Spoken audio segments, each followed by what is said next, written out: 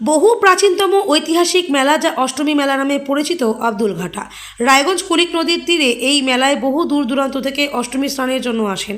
এছাড়াও দক্ষিণ দিনাজপুর, উত্তর দিনাজপুর, মালদা জেলার বিভিন্ন সাধু সন্ন্যাসীরা এই মেলার একটা ঐতিহ্যপূর্ণ জায়গা দখল করে নিয়েছে, যা সাধু সন্ন্যাসীদের আনাগোনা দেখতে পাওয়া যায়। এই মেলায় পুলিশ প্রশাসনের নজরদারিতে সুষ্ঠুভাবে মেলা দেখে পুজো দিয়ে বাড়ি ফিরে যান। এই মেলার সেক্রেটারি কী বললেন তার মুখ থেকে শুনে নেব। রায়গঞ্জ থেকে নিজস্ব প্রতিনিধির রিপোর্ট, ন্যাশনাল টাইম নিউজ। আপনার নাম কি? আমার নাম মণিকান্ত বৈদ্য। আপনি এখানে কি মানে কোন প্রবিষ্টিতে আছেন? আমি সেক্রেটারি পদে আছি। এই জায়গাটার নাম কি? আব্দুলঘাটা অষ্টমী ছানে মেলা। মেলাটা কতদিন ধরে চলছে? মেলাটা আজ থেকে 80তম বছর রানিং। মেলাটা আগে থেকে এখন যে পরিমাণে হচ্ছে তার থেকে এখন আমরা যে পজিশনে চলে আসছে আমাদের সম্ভব মানে চালানো খুবই কষ্ট হচ্ছে। তার জন্য প্রশাসন আমাদের চারিদিক দিয়ে আমাদের হেল্প করছে।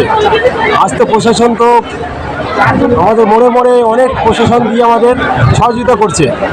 বাইপাসে একটা রাস্তা করেছি, ওই রাস্তা দিয়ে একটা রাস্তা ঢোকার রাস্তা করেছে, আর একটা রাস্তা প্রবেশ, একটা রাস্তা বাহির রাস্তা।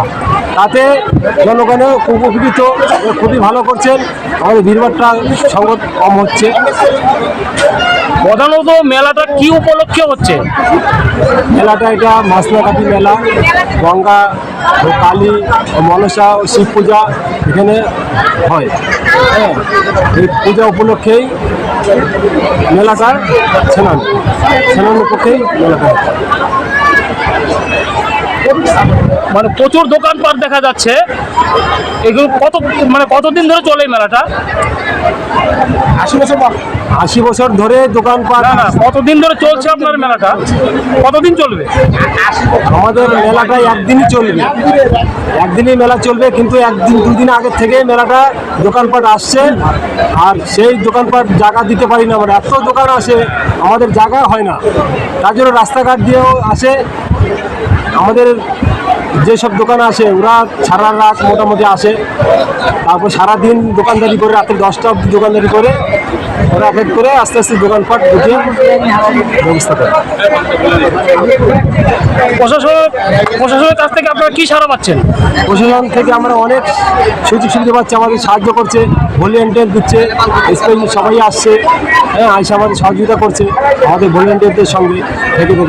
হ্যাঁ, মোড়ে মোড়ে ভিতরে অফিস করে সবাই আমার সঙ্গে সহযোগিতা করে আমাদের হেল্প করছে।